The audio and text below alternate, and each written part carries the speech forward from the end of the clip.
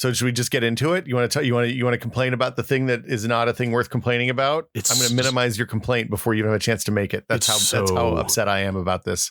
Wait, you're upset about my upsetness? Is yes. This like meta upset? Look, I finally understand all those people that are angry about the console that they don't have having a game that's nice because they can't have the nice thing or something. I don't know, but I'm irrationally angry about this, Brad. It's so hideous. It's awful. Why did they... They made the perfect laptop and then they ruined it. Okay.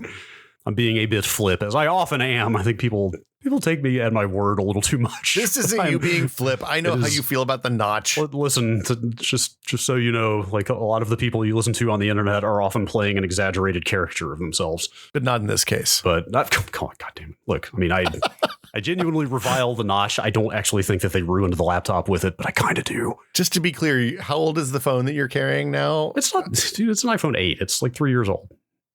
5 years old? The iPhone, no, there's no way the iPhone 8 is that old. 8, 10, 10S. iPhone 8, 2017. Okay, it's 4 years old. 4 years is perfectly acceptable time to have a phone, man. That is an apropos. That's, yeah. Okay, fair. It's fine. It's fine. Like the battery, I think the health of the battery is at 94%. Wow, that's really good. My iPhone 10's battery from sitting on the charger every day was not at 90% when I got rid of it last year. Look, I am a conscientious charger. Yeah, you're a smarter man than me. Okay, but here's the thing. On the phone, having used a notched phone since like 2017, I will assure you, you will stop noticing it within about 5 minutes of actually using the device. Well, I get it. On the phone, I understand the argument. Like the little notches up there, the little horns, what do you want to call them? The extended screen real estate. Like they're putting useful information in there. It's not really... It's like battery, network, Wi-Fi, and signal. Yes. Right? Like, on the phone, my objection is purely aesthetic. Okay. It just looks bad. It is a shitty compromise, but I get that it's not really affecting usability. I mean, it seems like the developers are going to have the choice of doing that. Kind of. Like if you want to do you can do a full screen app that does below the notch is what it sounds like. Yes, but you have to go to full screen for that, which is a whole separate desktop and everything in Mac OS. Like it's not. See, when I was a regular Mac OS user, though, I regularly used full screen. Oh, I did too. It has its uses for sure. Like it's actually a nice way to isolate things, but it's not for everything. It's not all apps are going to work that way. I suspect. I mean, you tell me. There has got to be a third-party UI hack solution to that thing on day 2, right? It won't be on day 2, but it'll be soon. Like people on our Discord were talking about a thing called Bartender.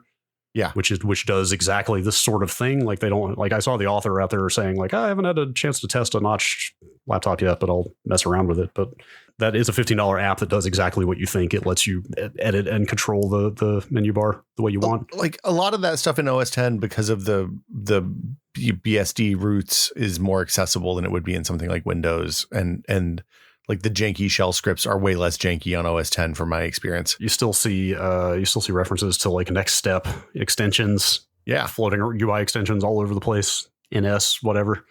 But shout out to those new MacBooks, because it looks like all of the problems with the last 5 years worth of MacBooks were solved in one day. That's why the notch hurts, because like otherwise, like I was serious when I said they made the perfect laptop. Like they fixed everything. They got rid of the menu bar. They brought all the ports back. They brought MagSafe back. You need to love the notch, man. The notch is great. Everything else about that laptop is kind of mind blowing, like how perfect it is.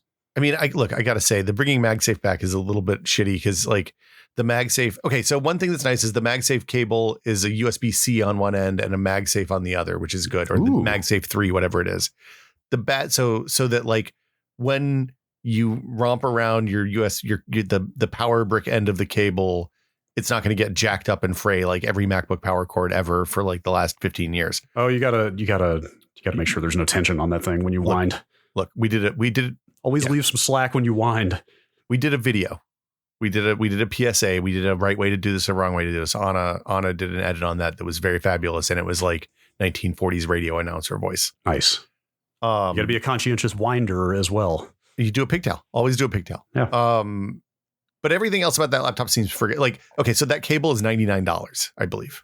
The cable? The USB-C to MagSafe cable is $99. Without a brick, without an actual charger? Or what? Yeah. And then the brick Maybe I have it backwards. Maybe it's $79 and $99. It's really an expensive charger. That's so be careful. That's something, but I don't know if you saw that on the same day. This is the company that on the same day also debuted a $20 microfiber cloth. So I think we know who we're dealing with here.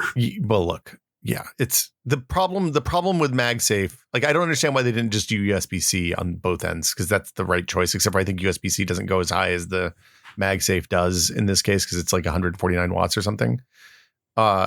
Like I don't know that I am pro non-standard charging specs when it comes to Apple and their overpriced cables. Because like the nice thing about a USB-C cable is that at some point Anker or somebody will make one. The bad thing about a USB-C to C, the bad thing about a USB-C to MagSafe is that it's going to it'll take a long time because they're going to have to license it and there'll be a process. Anyway, minor complaints. Like the keyboard seems like it's fixed. They got rid of the stupid touch bar. It has a SD card slot. It has an HDMI out port. It seems to maybe have a handful of ports. It could use more, I would say. Yeah. Was it one USB-C on each side? Or I think those are Thunderbolt 4 USB-C ports. Yeah, but it doesn't have USB-As at all. No. Which is an unfortunate choice. But the SD card reader, I guess, is good. I don't know. I haven't used an SD card reader in a really long time now. It does not sound to be a 2.1 HDMI port, sadly. But look, man. The only thing you need HDMI 2.1 for is 8K displays and gamers who want high refresh rates. So neither of those are happening on a MacBook. Whatever. They already broke my heart as well as the top of the screen. So everything else is kind of whatever. Okay. Look, you're still burned from the notch that we don't talk about anymore. And I think you're letting those feelings bleed through into this notch, Brad. If you're going to bring that kind of notch into it, this podcast is definitely a notch-free zone.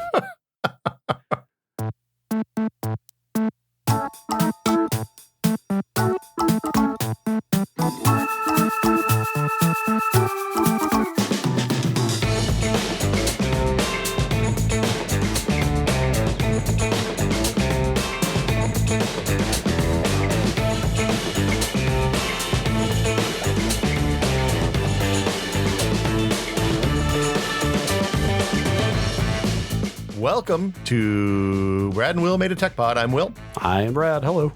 Hi. Hello. Hi. Hello. Hi. Greetings. It's a podcast. It is featuring us. It is the podcast featuring us. Uh-huh. So I think last week I talked a little bit about this. Yes. But my daughter had to come home from school early, and as a result, she had to go to the principal's office and use the phone there to call us and be like, "Hey, can you come pick me up?" And when she picked up the phone, it was like a normal office phone, like cords and buttons and all that. And it was the first time she'd ever used a phone that had a wire on it. She's almost 9. Cue feeling incredibly ancient. Go on. It was a moment where I faced my own mortality. Yes, maybe we won't get into that aspect of this topic so much. We'll stick to the tech, but go on. But yeah, it made me think about the things that were part of like day-to-day regular life during my youth when I was her age and on. Like when I was her age, it was 1984, 83 or 84. We lived in a house in the middle of a cornfield, and like we had, I think, probably 2 phones. There was like a phone in the kitchen. There was a phone in my parents' bedroom on the nightstand in case there was an emergency. We had a television. We didn't have satellite, or their cable didn't come to my parents for another 15, 20 years at that point. So we had like literally 3 channels. And in the morning before the sun was up, you could get PBS from Sneedville because the radio would go further if the sun wasn't blasting the ionosphere or something. I don't know. Interfering with the radio wave somehow. Yeah. So like that was before we got the TI. Like the highest we probably had a VCR at that point, but maybe not. I don't remember. I feel like we would occasionally borrow, like if we went on a vacation or something, we'd borrow somebody's camcorder or rent a camcorder from somebody. And like, that was the extent. I had a Merlin. Do you remember Merlin? No. Oh, Merlin was like a little electronic game that it looked like a phone. Actually, it was like 3 red panes. I have it in the garage. I'll grab it out and take a picture for show notes. But it was like, it had 9 LEDs on it or 12 LEDs on it. And you could play a bunch of games that were like tic-tac-toe or like color shifting games. Yeah, I'm looking at a picture right now. First of all, this is the most 70s looking piece of consumer tech I may have ever seen. Oh, yeah. Or actually, it kind of looks like a prop from the original Star Trek. It definitely was used as a communicator, like a space phone, sure, in playtime. But like also, it doesn't have integrated circuits. It's all like just smart electronics under the thing that makes it work in specific ways, and you like move a switch to put it in different modes. It's like you could recreate it on a breadboard, is what you're saying? Yeah, probably. You could definitely make it work on the Mister. I know. So somebody should definitely do a Merlin core for the Mister. Anyway, so yeah, like that's kind of the gist of the episode, or that was the impetus, was your daughter's encounter with the corded phone, right? Was just sort of like, hey, let's think of some stuff that has been phased out or is on the verge of being phased out, things that the coming generations will just have no experience of. Well, so I asked the receptionist at the school how often that happens. She's like, oh, it's every week at least that I have to teach some kid how to use a phone. Every week another child has the horrifying experience of being tethered to a phone line. Who has landlines? Yeah. That's our age. Nobody. Yeah, My parents still have a landline. That's one of the things that I wrote on this bullet list. I don't know if we want to get right into that part, but like, how many even people that have a quote unquote landline these days, how many of them are actual electrical phone lines versus just being a voice over IP situation? So the one in our house, when we moved into this house, we had a phone line that came in. It was hooked up as a DSL backup for a little bit. Cause for a while you could get from AT&T for like $10 a month, a DSL line. And that was real low speed, but we didn't have cell service here that was particularly good. So we did that. And then after that, it was like, it was blocking, taking the gutters off. So I just cut the wire. Wow. Very unceremonious, but okay. Goodbye history of like, pre-internet telephony. Just snip. I literally cut the cord. Yes. But yeah, it's like it's funny. One of the toys she played with as a toy, our last wired phone for a long time. Like once she was old enough that we weren't pretty sure she was going to choke herself to death with the cord, she had the one that was hanging on the wall in the kitchen in our last apartment. And like that was a thing that she played with, but I don't think she realized it was a phone. That's like, I feel like that's one of the things you read about a lot, where this issue manifests a lot, is like people seeing their children pantomime certain actions and realizing how the child's perception of these things has changed in the last 30, 40 years. Like, oh yeah. Well, it's everybody who has a young kid that has an iPad or a tablet of some kind has had the moment where they walk up to the TV and they're trying to touch screen the TV, or like a screen at a mall or at a airport or something. Right. What was the thing? The people taking pictures is another one. Yes. Like that's kind of the one I had in mind, was like, what is a point and shoot camera to anybody under the age of like 10 these days, right? It's just a phone. Like there is no such thing as I'm going to go get my camera and take pictures of stuff. Yeah, the pantomime that little kids do for taking a picture is holding up the phone and then touching the touch screen to take the shutter, not like making a rectangle with your index and thumb and pushing down on the right index and crucially holding it up to your face right in front of your eye where you would look through the viewfinder, right? Like that. Yeah. What is that to anybody that isn't ancient and crusty at this point? Only a sociopath would do that. Well, you know what though? Like my daughter, so I have a GoPro that I used to use as a stream camera, and we took it when we were in the desert a few months ago, and like would take pictures in the pool and stuff like that. And she immediately got that. She knew what was going on with that. So maybe that one's not all the way out yet. So yeah, but back to the phone line thing before we move on. Like, I mean, I guess most residential locations still have a phone line wired in. You can get it for sure if you want. Like, is that an option though? Like, I don't know, because I've never, like you said, who would get a landline in this day and age? But like, if I called up whatever our local phone company is, which I don't even know who that would be. AT&T. I guess it would be AT&T if I wanted a real phone, right? But like, would they even connect me through the electrical phone line, or would they try to give me some VoIP situation? I believe that if you get a phone from AT&T, you either get an iPhone or you get a VoIP line that's hooked up to your. Like my router has phone jacks. My fiber router has phone jacks that I could plug into the wall. Yeah, like my house phone. Yes, my ISP also offers that. In fact, it's built into the plan. But so like, can you? Because traditionally the nice thing about the phone lines is that if your residential power is out, you can still make calls. But is that even necessary anymore? I don't know. Oh, so they have big batteries in them. So like my VoIP line has a big lead acid battery in the bottom of the router. Oh, wow. That will power the internal pots and the router for a few hours while the power's out. Okay. I don't think it lasts particularly long. Yeah, I wonder how much of the country has that stuff gone away now. I feel like, I bet if we wanted copper lines, I bet I couldn't get a copper line up to my house right now. Well, especially because you cut it. I mean, there was some heavy lifting involved. Well, I remember why I cut it.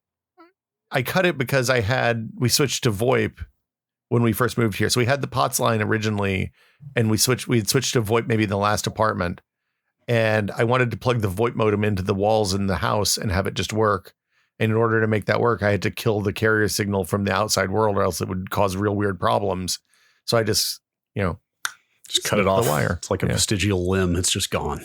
Yeah. Sorry, appendix. Yeah. So let's start with phones. Yeah. So we're going to go through some stuff. We're going to talk about it a little bit. I would love, undoubtedly, we're going to miss things. Yeah. This is an infinite topic also. For sure. So like touch tone phones don't exist anymore. No, for me. No. And like, I'll just say right now, like in part of my mind somewhere, touch tone is still the new version of phones, like the original rotary is the old one. Touch tone is the modern one, but even touch tone is ancient and deprecated. I don't think we ever had a rotary phone when I was a kid. My parents were pretty technological and got touch tones. I want to say maybe my grandparents had one when I was very young. We definitely had some touch tone phones that would make the rotary sounds. Do you remember that? You could like switch it and it would go. No. Wait, did it still look like a rotary phone? No, it had buttons, but it had like a sound generator in there that would make touch tones. So this was purely audio skeuomorphism? Just to make people feel more comfortable? No, I think it was in case your local service didn't support touch tones. Oh, it was actually like compliant with whatever needed to be heard on the other end. Yeah, like because the way the phone system worked was it would make the sounds and the sounds triggered the switches on the other end, right? Right. And the rotary switches were one sound and the touch tones was a different sound. Okay, and that was all the basis of the freaking movement, right? Like you could... Yeah, the freaking movement was like if you could fake one of the things you could do was record the sounds that the payphone made in the speaker. They stopped doing this almost immediately, but if you recorded the sounds that the payphone made in the speaker when the coin thing tripped, then you could just play it back in the microphone. You get free phone calls. Right. So if you had like a little voice recorder or something, you could do that. Yeah. So rotary to touch tone was a big thing. The next big one for me was cordless. Cordless was a huge deal. Like I don't like when I went to college, everybody had cordless phones because the dorm phone plug in my like 2-room 4-person dorm was all the way at the front door of the place, and you wanted to sit on the couch or lay in bed and talk on the phone, and because like I think I liked talking on the phone then, which is a weird concept to me now. Yeah. I mean, I did too. This was kind of high school era is when cordless phones started proliferating for me, but like that was kind of how you talked to your friends back then. Oh yeah, because you could take it to the bedroom, right? Right. But also like how else were you going to talk to them remotely? It's like... Well, we would do like when I was talking to friends in middle school, we only had the kitchen phone. So we had to stand in the kitchen and it had like a long cord so you could walk around the corner into the living room. Okay. Kind of sit down on the floor, but it wouldn't like make a chair. Sure. It's funny. The cordless phones were really great on the farm because it meant that we could like we could be out working in the yard and bring the cordless phone out on the front stoop and make it really loud and hear it in time to run and miss the phone call. Sure. And then not have any idea who called or any way to call them back. Could you just hope they'd call again? Could you star 69 at that point, or was that not a thing? I have never star 69 because it cost money.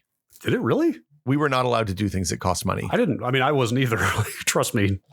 I mean, I lived in a house where we lived in the South, and you know what Southern summers are like, and yet like the air conditioning was very strictly regulated around the house. Let's say we didn't have air conditioning until I was a junior in high school, I think. Wow. Yeah, it was hot in the summer. We had it, we just didn't use it enough for my taste. Anyway, had an ice maker, and that was good enough. By God, we also had a basement, so you just go down in the basement when it was real hot. Yes. But I never knew that Star 69 cost money. Look, it's not that it costs money. It's that it might have cost money if I'm being real. Let's just play it very safe. Yeah. It's like mom and dad didn't know. And if they didn't know, then that was a no-go strictly. That 49 cents shows up on the monthly phone bill is hell to pay. So let's just not risk it. I think I've told this story on the podcast before, but like when I was trying to talk to people after we were supposed to be off the phone by 8:30 or 9 usually. And I figured out that if you picked up the phone and dial, like if you scheduled a time that somebody was going to call you, you could pick up the phone, call the time number. And so you'd be on the phone to the time number once call waiting came online. Do you remember call waiting, where you could get a call and then you could switch to the other call? Yes. So you'd be on the phone to the time number at 10 o'clock on the dot. You'd have to synchronize watches beforehand, so you'd get it exactly right. Okay. And then you'd just beep over when the call came through, so the phone wouldn't ring in the house. That's devious. Yeah. Aren't you technically monopolizing the circuit to that time number the entire time you're on? I think they probably had multiple people that could call at once, but it kicks you off after like 30 seconds. So, or a minute, right? Because you wait until the next time it says, at the sound of the third tone, it will be 10:02 p.m. That is some extreme teenage ingenuity, I'm going to say. Cordless phones. This is one I didn't know about. So when I was a kid and went to my grandparents' house, their phones were wired, like the wire came out of the wall and went into the phone. Okay. Like in order to change. Not like a modular cord that plugged into a little box. Like there was not an RJ45 or RJ11 style cord at their house. Like if they wanted to get a new phone, if their phone broke, the phone company person came out.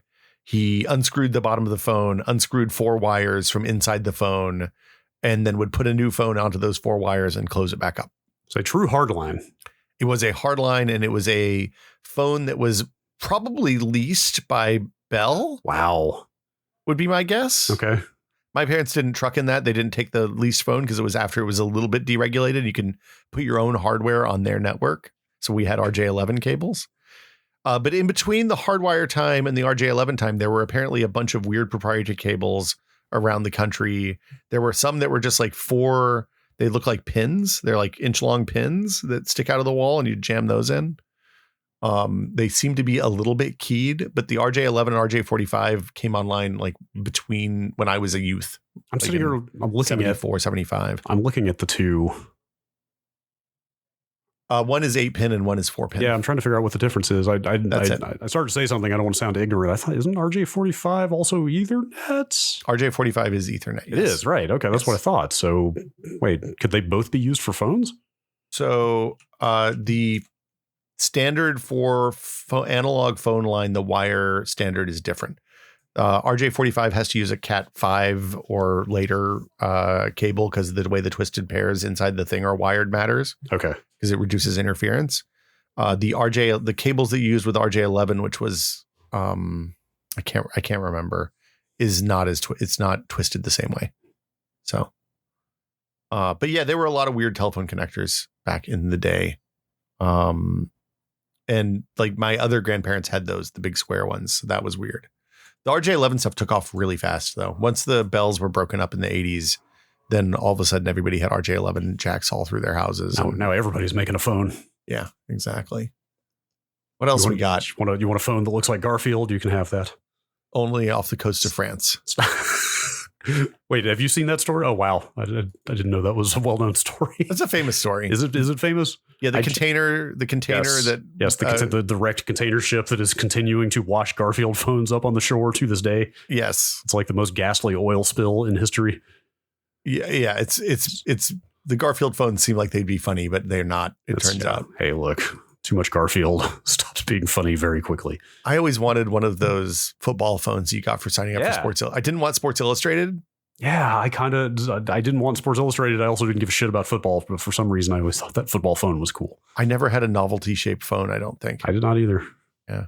I did have one in the 70s that was my parents from the late 60s, early 70s that was like, it was like a big round, kind of squarey round base with the handset that just came straight up. And on the bottom was the rotary stuff.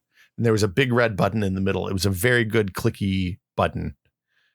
Maybe is the beginning of my feelings toward mechanical switches, but they just feel good. Yeah, I wonder. I bet they still have. My guess is my mom still has that phone, but I don't know for sure. Did you ever have a party line? No. Is that something else that cost extra? Because extra, no. If so, no. Party lines were cheaper. Oh. So a party line happened if you lived in the country and like they had one circuit for like 5 or 10 houses. Oh, okay. This is completely the opposite of what I thought this was. This is not just a way to get a bunch of people on the phone at the same time. Oh no, this isn't an ad that would be in South Park. After 11, call 567 sex time for your party line needs. No, but this wasn't that. This was one pair of wires coming out to the end of a long rural street, and everybody's house would be wired into the same circuit. So if you wanted to talk to the Smiths or the Johnsons or the Browns or the Stevenses, you'd call BR 549, and then the phone would ring at everybody's house, and you'd all pick up, and the person would announce who they were calling for. That is so weird. And then everyone else would hang up. And could if they all started talking, could they could all be heard? Everybody could talk like the side of this is if you put a thing that generated a ring signal on your line, you could make everybody else's phones ring too. Oh no. So they could use it as like an intercom between houses. Oh wow. That's wild. Is that purely just an infrastructural thing of the phone company doesn't want to run individual lines to each of these houses, so this is what you're stuck with? Well, it's both sides. They didn't have, that's when the switches were still manual. So if you wanted to connect, if you ever watched Andy Griffith, he would call and talk to Mabel, the operator, when he wanted to talk to somebody, and she would unplug the wire from his thing and patch it into the one that he wanted to talk to. So yeah, it was a little bit of both, but they definitely only ran one wire out to the country. Sure. A lot of times people would do that in like vacation communities too. I think once upon a time we rented a house in Florida, and in Winter Haven or one of those places, and there were all these little bungalows, and they were all on one party line. So that's wild. It's right. That's chaotic. That is, I don't know. There's something a little about it. You could just listen in on everybody else's calls. Right. Like, wait, just at any moment, could you just pick up the receiver and just hear what was being discussed? Yeah. If you picked up the phone and somebody else was talking, then you would hear what everybody else was saying. I don't like that very much at all. Look, we didn't have as much privacy back then. That's when if you went to Harvard, then they just took naked pictures of you and put them in a big book. So yeah. Privacy wasn't a real thing in the 50s. It turns out in 40s. I suppose not. Speaking of books. Yeah. You wrote a little black book down on this list, and also Rolodex. Yeah, do you have a Rolodex? I might have had an empty one. I might have straddled the line where I had one, but I never actually put anything in it because who needs it? I had like an address book in college. That it wasn't like a little black book, but I had an address book that had like the people I talked to's phone numbers. Yeah. I don't know how I managed that stuff. Actually, I think I might have just memorized my friends' phone numbers. Well, so one of the big selling points for like the early PDAs, like the Palm 2 and 3 and all those, was that you could put all of that stuff into this thing that was way bigger than the little black book that you just put in your back pocket. Sure. And also it needed batteries that would wear out, and but it could do the dialing for you sometimes. Some of them could. That's honestly like what we're talking about here. Having to remember people's phone numbers like is probably top of the list for me now that I think about it. Having to remember people's phone numbers. Like what is your experience of knowing a phone number these days? Like I can't even remember the last time I looked at one. I know my wife's phone number because it's one digit off mine, because we both got cell phones at the same time when we moved to California. That is incredibly smart. Wait, do they really dole numbers out in order like that? It was a new exchange, so it was doled out sequentially. Yeah. Oh wow, that's amazing. Here's a secret. If you ask when you get a new phone number, you can ask for a specific number. Ooh, and some phone companies charge you more for like good ones with zeros and stuff. Yeah, but like my old home number had 2 zeros at the end, just because I like kept hitting the button until I got the phone number I wanted. Interesting. Why are zeros so desirable? I guess it's okay. I'm not going to give anything away here. It's okay for me to say that my cell number has 3 zeros sequentially in it. Yeah. And you're not the first person to bring up the zero thing and specifically like say to me like, oh, that's awesome. You have 3 zeros in your phone number. Like I never got why that's such a big deal. Well, so 0 was bad in rotary days, right? Because it took the longest to dial. Yeah. But I think numbers, I think repetition is nice because it's easier to remember the number, right? Yes. I mean, the town that I grew up in had, I think, 3 phone exchanges. So it was like 615, 764, 878, and 968, maybe. I can't remember. Is that what you mean by exchange, the prefix, the 3-digit prefix? Well, there's the area code, which is the one that indicates the big area, but the exchange is the 3 digits. Okay. And my understanding is that that's a result of the Like the exchange used to in the olden times was who I could be completely wrong on. This is something my father told me. So who knows? Things my father told me, the podcast. Oh God. I didn't expect to talk about this, or I would have read about it. But the exchange, I think, we used to be like what the opera, like before they had exchanges, you would call like Bristol BR549. It's also a famous song. And you would plug it, then like that BR would be the exchange for Bristol. And then they started adding more exchanges when they had the mechanical dialing. So you're able to, more phone numbers were accessible. But before that, it was like gated by the number of operators and like the hardware set up for the place for the town. Of course. Do you know when human operators were phased out, and B, did you have any experience of that yourself? Because I sure didn't. Well, they had human operators well into the 90s and 2000s. Wait, really? Yeah, because like you had to call them sometimes to place a collect call or to do like anything unusual. International sometimes. Sorry, maybe I should be more specific. Like obviously they had people manning or taking calls to do certain things. I guess what I'm talking about is the more hands-on, like literally pulling plugs out of a switchboard and plugging them into other sockets. Like surely that ended way before what you're talking about, right? So I think that was I think that peaked. So I'm looking at a page that's about the history of telephones. Okay. And it seems like that peaked in the 40s is what they're saying. I was going to say, like, that feels like a very old-timey, like my parents' childhoods kind of thing, right? Brad, there were 350,000 operators working in 1940. Wow. That is an insane number of employees. A lot of people who probably were all out of work once the technology evolved. Well, I think they weren't allowed. I think once they got married, they weren't allowed to work there anymore, Brad. Oh, jeez. So it was that long ago, huh? Yeah. Were they? Wait, they were not exclusively female, were they? Like that was. Please tell me that was not a policy that they only hired women for that. Well, in the 1800s, it was boys. What? Like young men. Man. And in the 40s, it seems like it was mostly women. Society used to be weird. Not that it's not still very weird. Look, and troubling in a lot of ways, but man. The politics of the telephone is probably another like 12 episode arc of the podcast. Seriously, get into it. I actually not to write any checks we can't necessarily cash, but like talking about the antitrust stuff around the phone networks back in the day would be very interesting to me. I have no like living experience of watching that stuff get broken up, but like the idea that it was a closed network. And the I guess litigation that happened around that, because like you couldn't disconnect your phone according to the terms of your service agreement with Bell prior to like 1965 or whenever that changed. Wow. So like the terms, like the idea that somebody could own the network but you could still connect on the edges of the platform are the foundations of what became internet law. Like, sure. Right. Like it's all based on the idea that yes, Bell can own the network, but you can still connect they have to allow equal access to other providers and stuff like that. Anyway, it looks like they switched to electromechanical switching in the 50s, which is when you started to be able to dial long distance on your own. The first customer dialed long distance call was in 1951. Okay. Does that mean that the humans were being taken out of the operation at that point? Well, so humans were still necessary for a lot of stuff at that point, including like they would help you look up phone numbers. Right.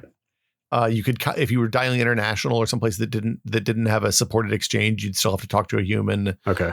So they lingered. Like you could dial. I mean, as I understand it, you could dial 0 and get an operator right up until the point that we switched to digital telephony. Okay. I actually tried dialing 0 right before this podcast just to see what would happen. What happened? I just got a recording. It started with like a weird code. I forget, like something code 15 or something. But then it proceeded to say, if this is an emergency, call 911. If you are looking for your party's number, call 411. I think it maybe gave me one other number to call that I forget. If you're looking for transit information, call 511. Something along those lines. It was not especially useful. That's it. So, and then the next step was when they switched to the digital in the 70s, which is when the touchtone stuff came on. Okay. And because that transition was slower, the electromechanical happened fast because it involved not paying people for work. But the digital stuff happened a little slower, which is, I guess, why we had that time period where you had the aftermarket phones that you could flip the switch between the digital or the rotary mode on. Anyway, phones are weird, man. Phones are weird.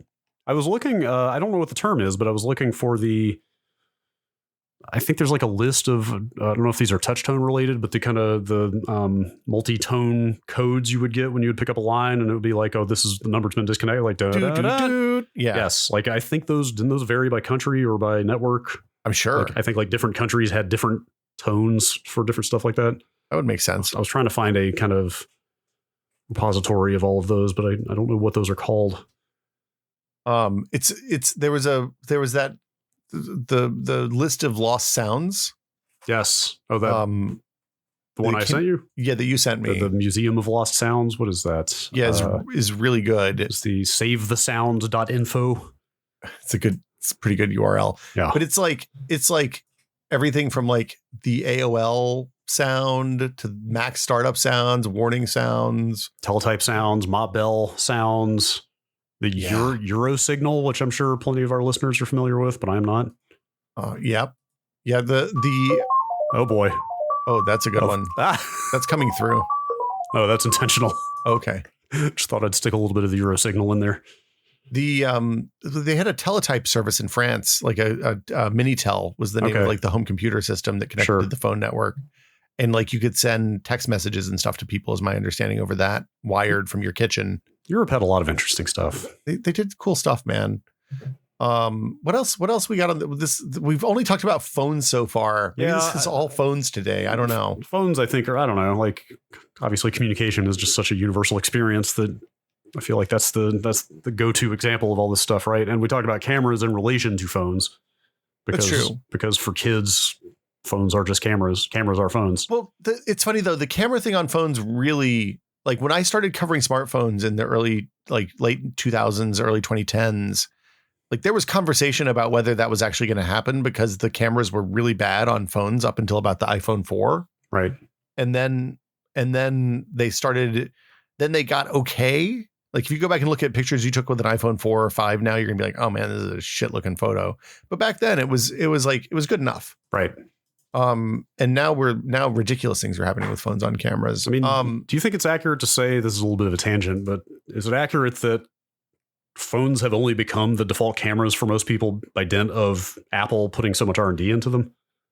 Like, I mean, like for years, that felt like the flagship new thing on iPhones every year was the camera is better, and now it's even better, and now it's way better. You know what I mean? Like they kept finding new ways to make the camera better and better and better. But if they hadn't been pushing in that direction, do you think that they would have just stayed good enough? I mean, that's what happened in the 10 years preceding. So like pre iPhone smartphones had cameras. Remember, the first iPhone didn't have a camera. Did it not? No, because they couldn't make one that was not shit. Oh, or maybe it only did photos. It didn't do video. I can't remember. Okay. But it was limited. Okay. Man, I should look that up real quick. But anyway, I've got my 3G right. The 3G definitely had a camera. Definitely has a camera, yeah. And it would do video, as I recall. I wonder maybe the 3GS was the first one that did video, actually, when I think about it. We'll see if this thing turns on. It probably needs charging. It is extremely not going to turn on. I don't even know where a cable is to charge it with. Oh, I have one of those. Anyway. But yeah, so like I feel like there was a conversation in the late 2000s about how big the lenses could get and how big the sensors could get and whether we would ever be able to get good quality video out of those. And then those conversations completely discounted the impact of compute, of adding like shocking amounts of compute to those devices. Processing. Yeah. Yeah. And that like adding 3 sensors that are offset, and like there's a bunch of really bonkers technology that goes into that now. It's kind of cool. Yeah. Also, they also discounted Apple's willingness to just keep making the camera bump bigger and bigger and bigger. Well, yeah, but also the camera was the one thing that, as the rest of the phone development has slowed down, has continued seeing better than incremental advances every year. Right. So, you know, like Gina's argument has been, hey, I take pictures all the time because she's always taking pictures of our daughter and like the things that we do. So like we get her, she's been on the upgrade thing for years because there's no reason not to. Sure. when the phone is good. Anyway, doesn't matter. But I mean, the upshot of all this in the context of this episode is like the experience of remember going and buying a disposable camera before you went on vacation. Oh yeah. Or a little bit later getting your first like Canon, Elf? Wasn't that the line? Let's see, the Elf was a digital line. We were a Pentax Optio family, I believe. Those were pretty good. But just like the experience of buying a camera and having a camera, and that's what you take pictures with, is kind of gone for most people at this point. Yeah, I remember buying a digital camera and a 64 megabyte flash card, compact flash card. Yep. There's also a bunch of other stuff that kind of went away, like beepers. Like I got a beeper when I worked IT in the 90s. Yeah. For the days that I was on call for when the servers would go down. I'd get a message that was like, yo, mail server's down. Sure. I think there are still some professions using like beepers and pagers just because it's... Do doctors still have beepers? I want to say in the medical realm, stuff like that is still used. Okay. I wondered because like having... Every time I've been in a hospital, the one thing that has stuck out is how terrible cell phone reception is inside the hospital. And I don't think I would want to rely on life and death stuff, rely on Wi-Fi for life and death stuff. I think that might be the reason. But also, like, I can't imagine that like the GPRS network or whatever beepers live on is still alive. So there's a bunch of other weird, like we have a whole money section here that I don't know. Hold on. We forgot about two really good things. Do you remember that long distance used to cost money, Brad? I sure do. Now, here's the thing that I think a lot of people probably don't realize that are a little tiny bit younger, but like it wasn't just calling area code to area code that cost money. Often calling from exchange to exchange within one area code would cost money. Oh, absolutely. Like I never was able to call BBSs because all of the BBSs in our area were in long distance exchanges. It was essentially, I don't know if it was exactly arranged around like county borders, but in my mind it was, because like the next town over, the BBSs in that town, I couldn't even call those. And that was like a 30-minute drive. Yeah, it was less than that. Like calling Bluntville was long distance from Bristol when I was a kid. Like this was Asheville for us. Like we couldn't call Asheville without paying a long distance. Oh, no. Yeah, no, you did. You don't call Asheville. No, you certainly do not. Oof. You stick to the 4 BBSs that you can make local calls to on pain of death. I remember, so my grandmother's English. My grandmother was English, and she had relatives that lived in the UK that she would, like, because long distance calling was so expensive and sometimes it was even hard to get a line. Like you couldn't, you had to schedule your Christmas call for a couple of days before or after, because often it would be congested on Christmas morning. And she had a sister in Australia that they would just record audio tapes and kind of talk to the person without hearing back, like just, hey, here's what's been going on with me. My kids are doing this. The dog died, all of the happenings of the day. She'd put that on a cassette tape, put it in an envelope and mail it to Australia.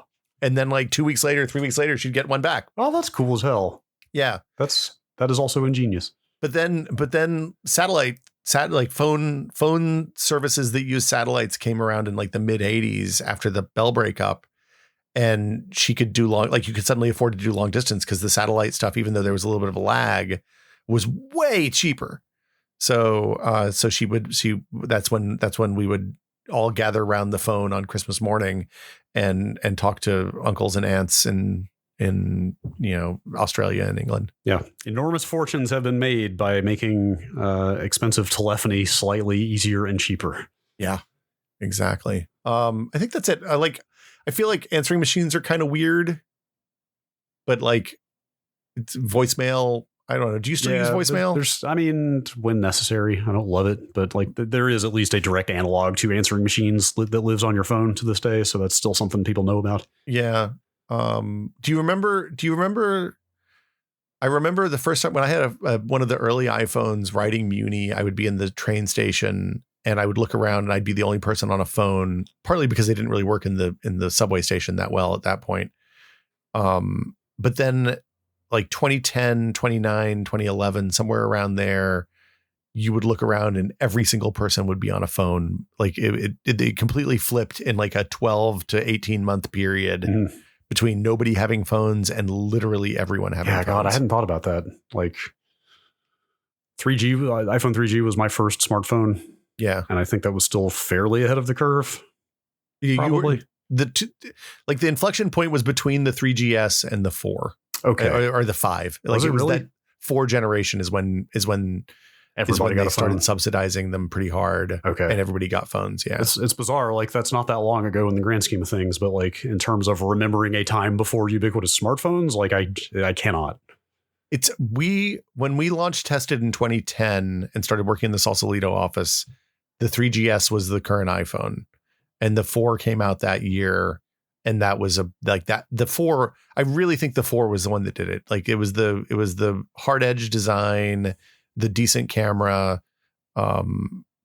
maybe LTE. I can't remember. I think it was the first one that had LTE. Was it? I'm not sure about that.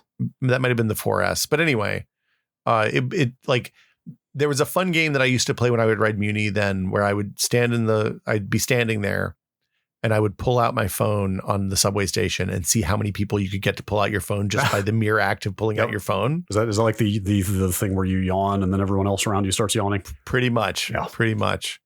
Human psychology. And like, we had all the moral panic stuff around that too, right? Mm. Like, we had the moral panic around, everybody's looking down all the time. Everybody's going to develop humps.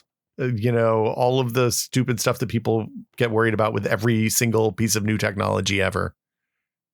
Yeah, I get it. I mean, yes, it's a bit panicky. I mean, I think there is something to be said for not pulling your phone out in the middle of social situations and how it can dampen face-to-face interactions. Look, Brad, it's my favorite thing in the world. I just want to look at it more. Okay. I feel like, but like, a lot of the stuff on this list has been impacted by the rise of phones, but a lot of it was well on the way beforehand. Like the money stuff is really weird. Yeah, we have a whole money section here. I mean, I guess the real gist of the money part is, like, do you think we are trending toward a cashless society? Like, checks are just about gone. Like, I feel like just like payment processing is just being abstracted further and further through the internet and mobile devices. Yeah, I mean, I bought a checkbook when I started Foo, and then I wrote 2 checks, I think.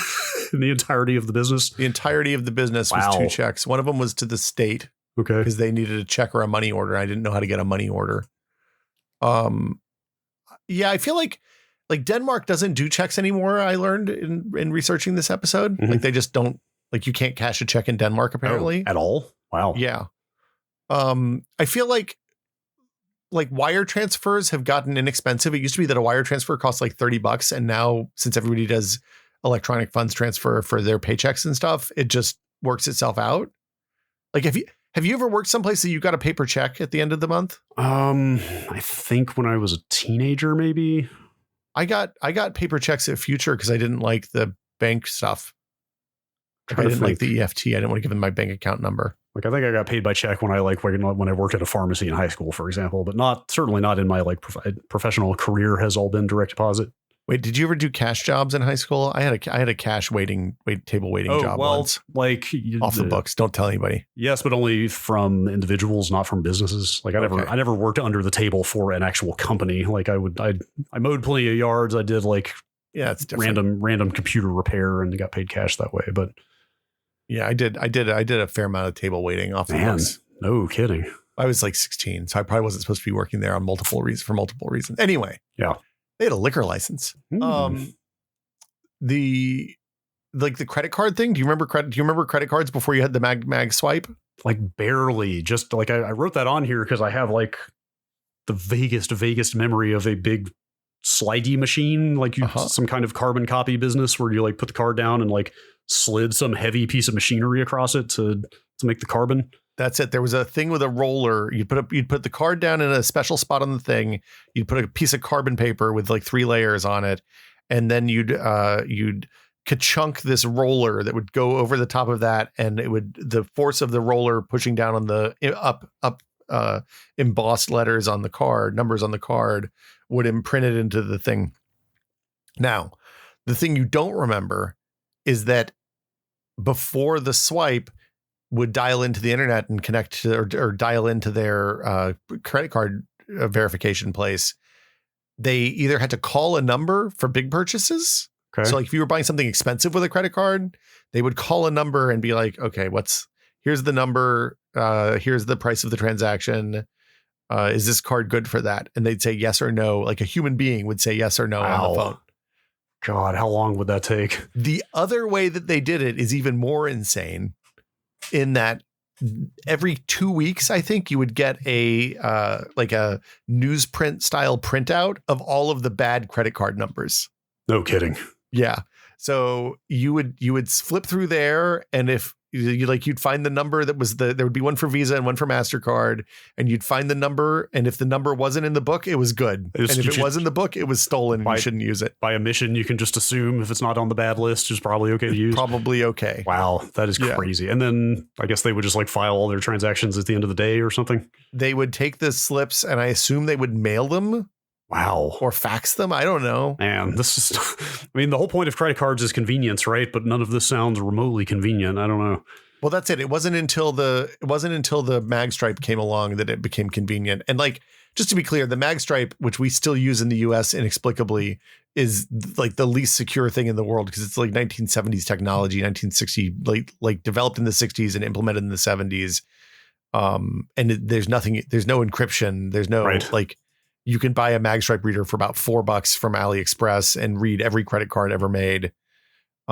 Anyway, yeah. Like the cascade of slightly better security options for reading credit cards is kind of interesting to watch. You know, like it went from the swipe to insert the chip, and I suppose inserting the chip is no longer as secure as it was. The NFC is now you are tapping.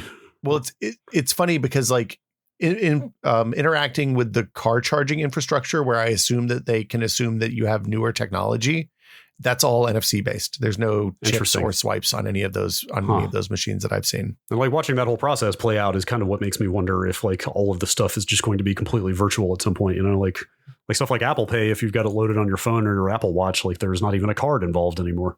I think there's still, it's an interesting question. Like you can put your driver's license in your Apple Wallet in a couple of states now, interesting. Right? Which presents a real weird. Like, I don't think I want that, because I don't want to have to, if I get pulled over for a traffic stop, I don't think I want to have to give the cop my phone. Mm-hmm. Yes. And what if I'm in a state that doesn't support that standard? Do I have to bump if I drive to another state, do I have to remember to take my card, my driver's license card, since they won't be able to read the NFC tapped phone? Like, I don't, like, there's a bunch of weird questions there, but you're right. Conceivably, with driver's license and insurance card and all that stuff in your phone and your payment stuff in the phone, conceivably you could just leave the house with like, and like a Tesla doesn't need a key. You just use your phone to unlock it and start it. Conceivably, you could be in a situation where the only thing you carry isn't your keys for your house or your wallet. You just carry a phone. Right. Which, like, to the idealistic side of my brain sounds awesome. It's just a process of like simplification, right? It's like, oh, I only need one thing now. That sounds more streamlined than needing 5 things, right? But it's a single point of failure. Well, there's that, but there's also the part where the world is actually full of bad actors and people with or institutions with less than noble intentions. And at that point, putting all those kind of personal info eggs in one basket is maybe not the best idea. I feel like, though, like conceptually, I feel like Apple is probably going to do a better job securing that than, say, the California DMV or Bank of America. Yes, so that's or whatever your bank is. Extraordinarily low bar, though. Well, yeah, no doubt. It's weird. And there is infrastructure. Like, I would say you need cash to pay. Like, if we go someplace and you buy me lunch and I'm like, oh, I need to give you $20 for my half of lunch, then like, in the old days, I would have given you a $20 bill, and now I'd probably just Venmo it to you or Square Cash it to you or something. Like the ramp up on people saying like, oh, just Venmo me, oh, just PayPal me, has been like almost overnight to me, I feel like. Yeah, it's like that stuff. That stuff has definitely happened in the last 10 years. Like, I remember when Venmo came online, where he's like, oh, people are going to use this for porn and drugs.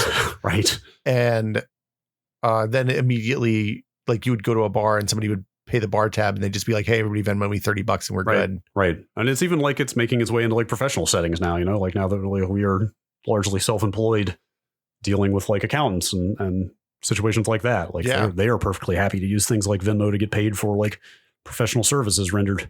Well, I Venmo the people who cut my hair. I tip them with Venmo. Wow. Really? Yeah. Huh. I mean, I just to be clear, I usually pay cash just in case, so they have the option of, how they're going to handle that with demand. But like, there is a sheet next to the checkout at my barber shop where they have like the names of all the barbers and their Venmo handles. And I think also Square Cash. I think they do multiples. That is one of the weird, one of those just weirdly, like, quietly futuristic things, Like, yeah. It's like the haircutting is a profession as old as time, right? But there's just this little high-tech kind of element that has slid in along the side. Well, it's funny because, like, in the old days, having all that payment processing and all that stuff was part of the reason you would work in a shop, right? Because, like, the barbers would rent a chair, and then they'd get the benefit of having the cash register and the way to do credit cards and like the magazines and all that stuff there. And now, like, I would much rather go to a barber that sets up a chair in the park someplace, and we just do that all outside. Sure, yeah, that's kind of appealing for a lot of reasons, actually. Yeah. Can we talk about, like, in terms of the things? Do you remember going to the grocery store before barcodes? No. Oh man, I had never even thought about that until you just said it. Now I am sitting here Googling UPC barcode age, I guess is what I want. Like, how do you think that worked, Brad? First scanning of the now ubiquitous universal product code was on a pack of Wrigley Company chewing gum in June 1974 at a Marsh supermarket in Troy, Ohio. Yeah. 67 cents worth of gum. Okay. So that was just barely before you were born. Yeah, it was right before. It was a year before I was born. By the time I have any conscious memory, UPC was just everywhere. I have no idea how that worked before, actually. So the grocery stores when I was a kid, from the time I remember when I was probably 5 or 6, would separate into the ones that had the barcode. Like, I remember them putting the barcode scanners in the Kroger that we went to. Like, the grocery store was shut down for a couple of days. The checkout clerk literally said, "Hey, the next time you come in, we're gonna have a new thing."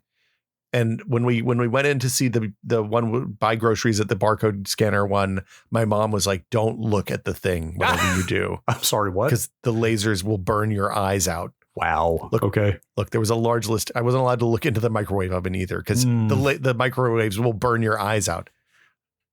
I mean, I do have real vision problems now, so maybe she was right. Who knows? But speaking of the time before things, I'm not quite sure how beliefs like that were propagated before spam forward email chains came about. Facts. Facts spam. Was that the effect of being on a party line? It's like the Joneses down the street have got some real interesting ideas about where money comes from. No, you just found out that at bingo night at the country club, I guess. Oh boy. The country club is definitely where that would happen. Yeah. Let me tell you about those liberals. So no, the grocery checkout, each thing had a sticker on it with the price, and then the clerk would run them through, find the sticker, use the numpad on the cash register and type that price in, and then move it down the line. And like, they didn't have the belts for a long time. It was just like a slide when I was a youth. Then the belts came, and the UPC things came about the same time as the belt. The UPC thing was much slower than a good clerk. Really? At the beginning. No kidding. Well, yeah, because they had to take a long time to find. The recognition on the scan was slow. Like if it wasn't lined up exactly, how sometimes, like, if you do like a bag of freezer vegetables or something, it's kind of hard to do because it gets a little bit of rime or frost. Like, everything was like that. Okay. Back then. If it was on something, like, the barcode had to be on something that was rigid. Like, if it was wrinkly, it wouldn't work. If it was wet, if it was scratched, people really hated it. There were controversies around the mark of the beast and putting labels on things because some things never change. The UPC of the beast. Oh, the universal product code of the beast. If you want to go down a hole, read about conspiracies around like 1970s conspiracies around universal product code, uniform product code. The details change, but the conspiracies are forever. How much do you think it costs to get a UPC? You mean, wait, a scanner or get a UPC for your product? What are you asking for your product? Yeah, for your product. Yeah. Well, I mean, first of all, what is the central authority that even meets those things out? Is there the central authority? Is there one? There has to be, right? There is. Yeah, of course there is. The central authority is a 12-digit unique number. Hold on. I'm getting there. Wait, is it really just a 12-digit number? I mean, I guess I could look at any UPC and confirm that. The number's at the bottom. The number's an emergency. And one of them is a checksum and one of them is a system number. Oh, really? Yeah. So what is the total number? I mean, we talked about this for like IPv4 and v6. What is the total number of UPC codes possible? Well, it's going to be 10. It's something to the power of 10. It's 10 to the power of 10, right? No, 10 to the 10th to the 10th to the 10th. It's 10 times 10 times 10, 10 times. 100 billion? Looks like roughly Something 100 like billion that. Possible UPC codes. But the first 5 digits are the manufacturer number. So GS1 is the organization, and their website's really slow, so I can't tell you what GS1 stands for. Wow, it is incredibly slow. Oh, there it goes. GS1 is the supplier for barcodes for UPCs. Okay. So everything that has a barcode on it runs through this one organization? Uh-huh. Wow.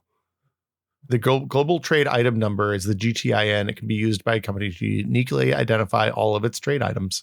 At least until we hit 100 billion discrete products in the world. And then we got a real problem on our hands. Look, this is a problem for future us. It'll probably be fine in our lifetime. Well, I mean, look, they've been working on rolling out UPC v6 for years now, but it just doesn't seem like anybody's adopting it. This is why Crystal Pepsi had to die. They were out of numbers. Sorry, right. Crystal Pepsi. That's right.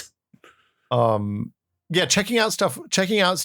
Like, it was a skill job. Yeah, I was gonna say. So, like, I mean, I was shocked when you said that a good cashier was still faster than the first UPCs, but I guess they would get very dexterous with the number input, right? At some point. Well, and like the really good cashier wouldn't have to look up the price. Oh, sure. Right, because they just know. Because consumer product diversity was way down in the 80s and 70s. Mm-hmm. So there weren't 65 different kinds of Oreos in the Oreo shelf. Sure. Oreos, just Oreos, or Hydrox. Interesting. Yeah, I was thinking of it mostly as a manual dexterity skill job, but I guess there's also the cognitive part. No, though, there's a high memory component, and then like also they'd still have to weigh stuff, right? So they'd put it in a scale that was up above the cash register usually, and they'd type that in, and then like if you were the game that my mom used to play was she would run the total in her head as she was shopping, so that she could see if that matched the total that the cashier came out with, to see if he'd misentered something. Sometimes they double tap a button or something. You'd get an extra. You'd actually pay $10 for a banana or something. But yeah, it was weird. Here's a question that is kind of counter to most of the examples that we've been talking about here. Or to put it another way, this is something that did not give way to progress in a way that I thought it might have. The kind of the tenacity of human cashiers, like that, when did they start rolling out self-checkout at places like grocery stores? Like maybe 10 years ago? It was probably between 10 and 15 was the first time I saw them. Yeah. 15 years ago, maybe. Like I'm kind of shocked that self-checkout has not taken over more of the checkout space in places like grocery stores. And I don't know why that is. Because I mean, like, if there's anything that corporations love, it is turning over human labor to robots so they don't have to pay, right? So not paying people $8 an hour, it turns out. Right. So like I have to assume if they could have just done away with actual cashiers entirely, they would have by now. So I wonder what is preventing that from happening. Yeah, it's I mean, part of it is that like at grocery stores, there's some stuff you can't ever self-checkout, right? Like beer and alcohol, you can't self-checkout. Right. Now, there's some other stuff too. Medicine. Okay, sure. You got to show your driver's license still to get Sudafed. Mm. I don't know. Like, I feel like people don't like them. Actually, really? Like I feel like some subset of the population doesn't like them. Maybe this is a generational thing. So maybe old people, like I bet there's somebody in the tech pod community that knows this. I would love to know the answer to this. If there are like hidden details to that particular issue, I would love to hear about them. I like them in theory, except when they don't work properly. So for me, it's very much a how much stuff do I have to do? Like if I do a big Target run, not that that's happened in the last 2 years, but like I'll go through the aisle with the human. And if I'm just going in, like if I'm running in to pick up, some batteries, I'll go through the self-checkout. Right. I mean, the big advantage for me is there's almost never a long line for the self-checkout. Like even when there are long lines in the aisles, the checkout aisles. Yeah, but like usually just don't have to wait as long. But like if I have a whole cart full of stuff, it's way faster for 2 people to work. Like it's way faster for me to unload, them to scan, and then both of us to load up bags for sure than it is for me to do the whole thing. Yeah. So I'll wait in line for a minute or two. I have to admit to extreme satisfaction every time I scan a barcode. It's very fun. I like that part quite a bit. The biggest problem I have with self-checkout at the Safeway is that, and I've seen this at other stores too, is constantly complaining about where you set the item down after you scan it. Oh yeah, the loss prevention stuff is maddening. Like it'll seize the whole works up and say like, take the item back out of the bag. Like it's like, hey, it's not in a bag. I put it where you said to. Did you ever go into the Amazon, like the just grab stuff and walk out store? No, I kind of wish I had once just to try it. I don't know if those even still exist downtown with the they pandemic. did before the pandemic. I don't know if they're still there. That's what I mean. I don't know if the pandemic has driven those out of business, but I mean, I think Amazon's probably doing okay. Well, I know. But if those things are not doing anything, they could still shut them down. I'm super curious about it. I never went into it either because it opened and closed within like it opened right before the pandemic and closed almost immediately. I mean, or I haven't been downtown on foot since then.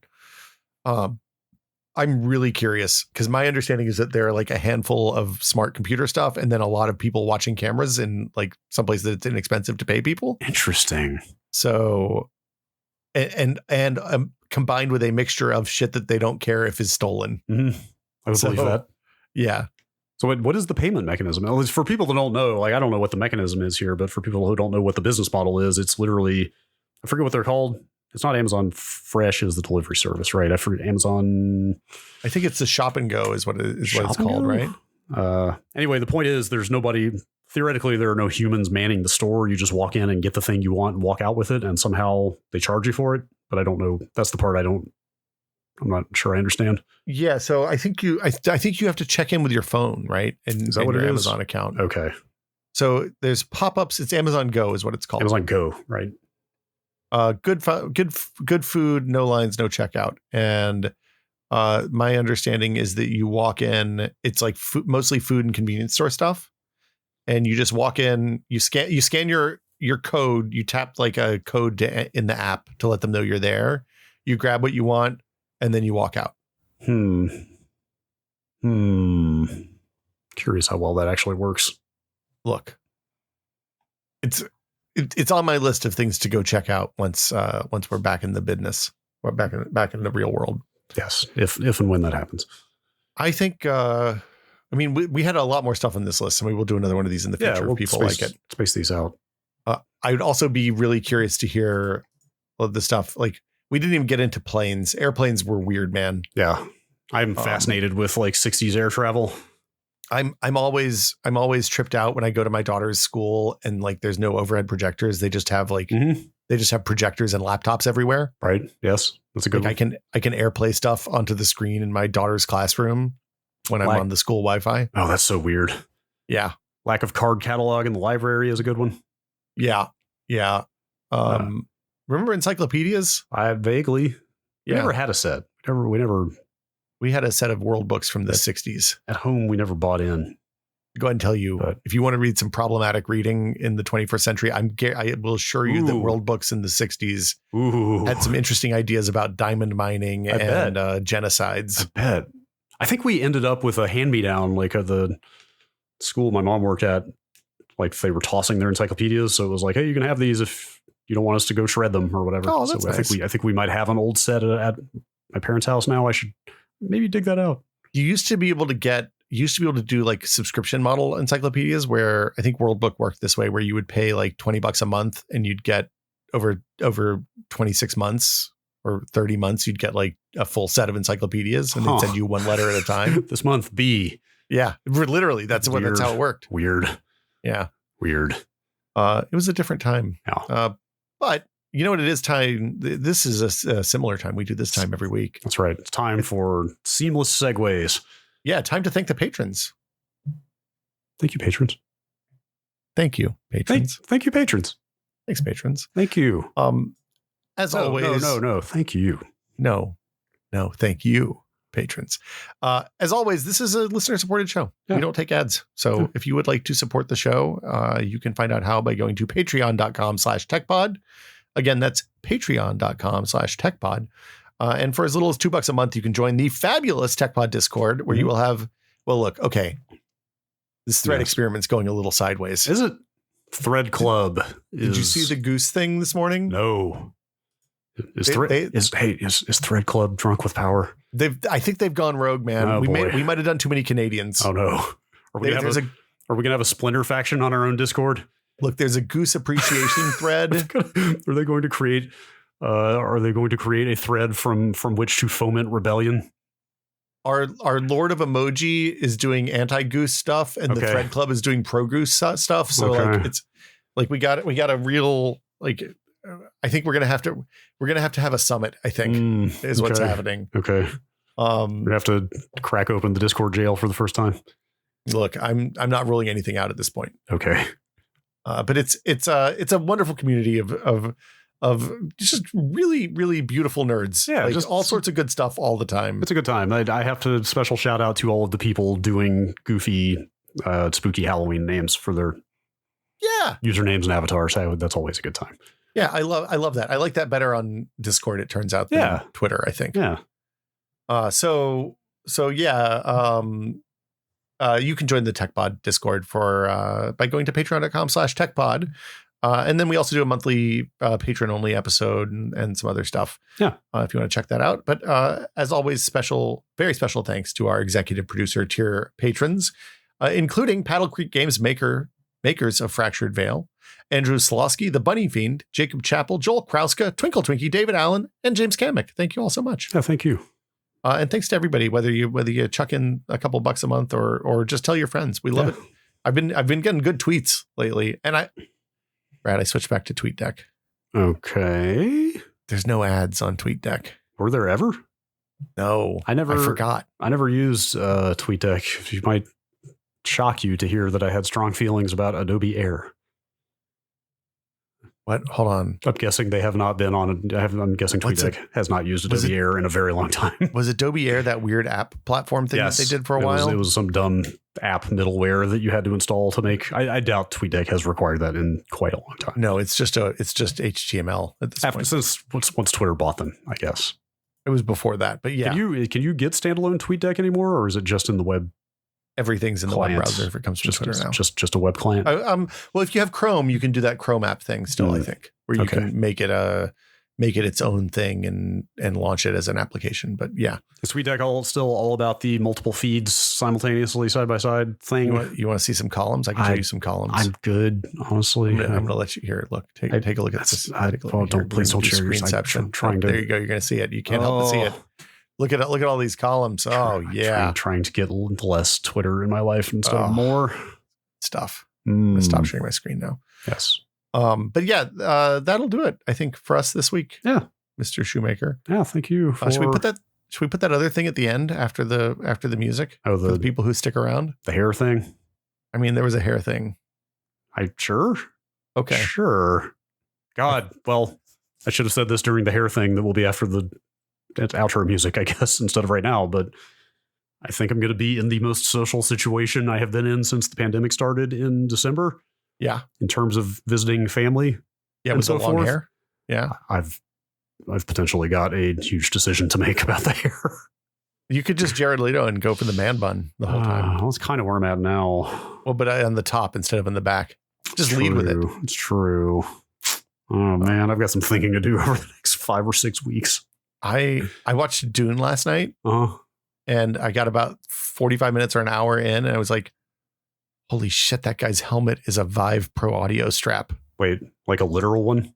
It is. Like I mean, that happens a lot. People use off the shelf.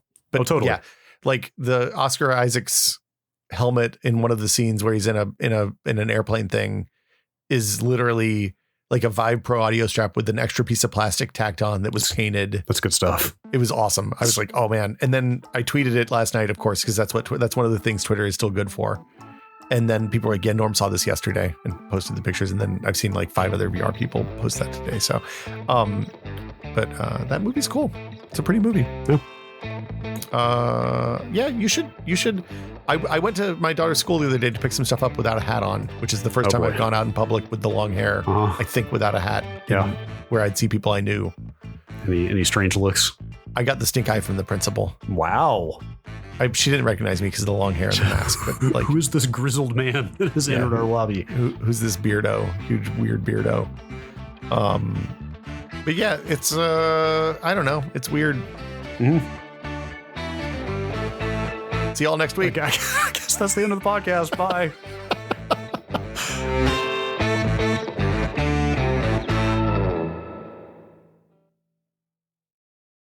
I can't. Are you doing the bun without a hair tie? Oh no, there's definitely a hair tie. Okay, I've been trying to learn how to do it without the hair tie, and I'm incapable. It just doesn't work. Can you do that? I have seen women do that, but I think they might have to jam a pencil through there. It's a mystery. There's got to be an implement of some kind in there. Yeah. Hair does not bind in that way.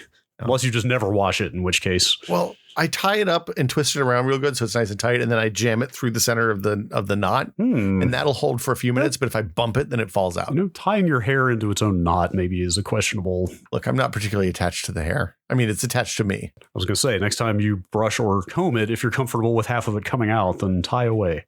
Look, my hairline is not getting any lower, Brad.